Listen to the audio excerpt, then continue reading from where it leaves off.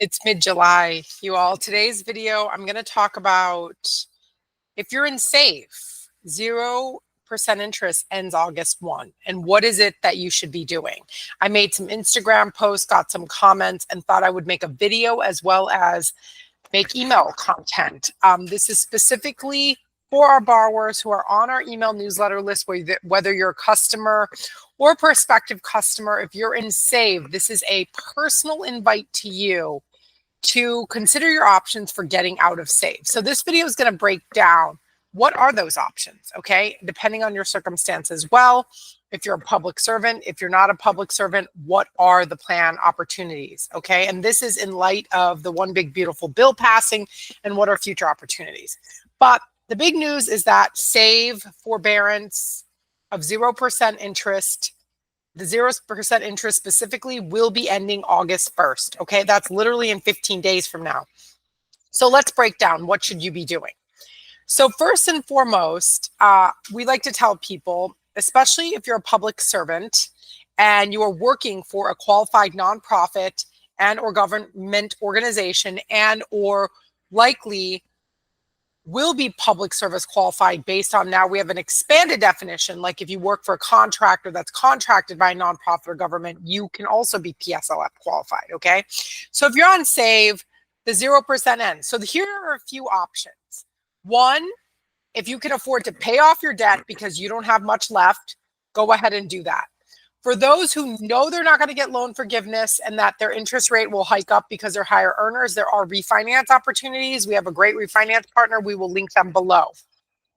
That's another option. Those are the two options that I know are not representative of the majority of borrowers. So I mentioned them first to get them out of the way. One, pay off your loans. Two, consider refinancing. And then the last, what are your options if you have a lot of debt, you're working towards public service loan forgiveness, you work for a public servant now, what should you be doing if you're not going to take those first two options? Okay, so let's break that down. And then I'm going to talk about the scenario right after if you're not a public servant. First and foremost, we recommend, especially public servants, enroll into a couple other plan options. And I'm going to go over what those couple plan options are right now. So if you borrowed your first loan after July 1st of 2024, you can enroll into Pay As You Earn. Pay As You Earn will eventually end, but it has the best treatment in terms of payment until we're going to be forced in the middle of 2026 to enroll into income-based repayment or the repayment assistance program. So right away, if you borrowed your first loan after July 1st of 2014, I would immediately enroll into Pay As You Earn, as well as update your public service loan forgiveness qualification paperwork, okay? If you borrowed your first loan between October 1st of 2007 until July 1st of 2014, you're not Pay As You Earn eligible, but you are new IBR eligible. So I would enroll into income-based repayment. You could enroll into Pay As You Earn, but it will enroll you eventually, again, July 1st of 2026 into income-based repayment. So just be aware of that. So if you do decide to enroll in Pay As You Earn by 2026, they'll put you into the new income-based repayment anyways, okay? If you borrowed your first loan between 2000, wait one second. In short,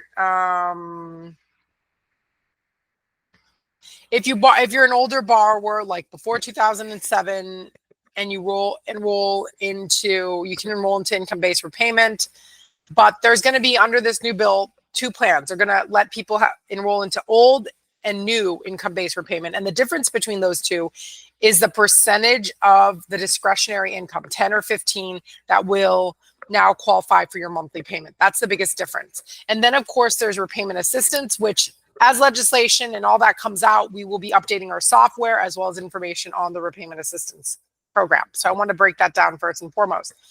Public servant, if you're Pay As You Earn qualified, enroll into Pay As You Earn. You will be eventually enrolled into income-based repayment in July of 2026, but you can enroll in Pay As You Earn right now. If you're not Pay As You Earn qualified because you're considered an older borrower, then you can enroll into income-based repayment. And again, recertify those employer forms so that you can get those payments counted. There's a lot of news about the government coming out and saying we're going to auto enroll people. That's nowhere near set up. So don't take the government's word that they're going to auto enroll you in anything right now, because that's just not set up right now. So I'd go ahead and move yourself out of save into pay as you earn or income-based repayment. Make sure to recertify your employers. Loan Sense can help you do that. We could do all of that for you. Do not hesitate to reach out to us. We can answer questions. If you have further questions, of course, comment, like, subscribe, and ask your questions here. We do try to answer all the questions in our channel as quickly as we can. Of course, email, phone, or text will likely get you quicker answers. We will link below our texting line, our phone number line, and our email, hello@myloansense.com. Please share this with other public servants who may be confused about what the options are when 0% ends. Again, let me reiterate, if you're a public servant, you have too little balance to bother, pay it off, consider refinance if you're not going towards forgiveness. If that's an option, I'll link that below. If you're a public servant going towards forgiveness, you have pay as you earn, income-based repayment, refile your paperwork. Okay, now let me talk to those who are not public servants.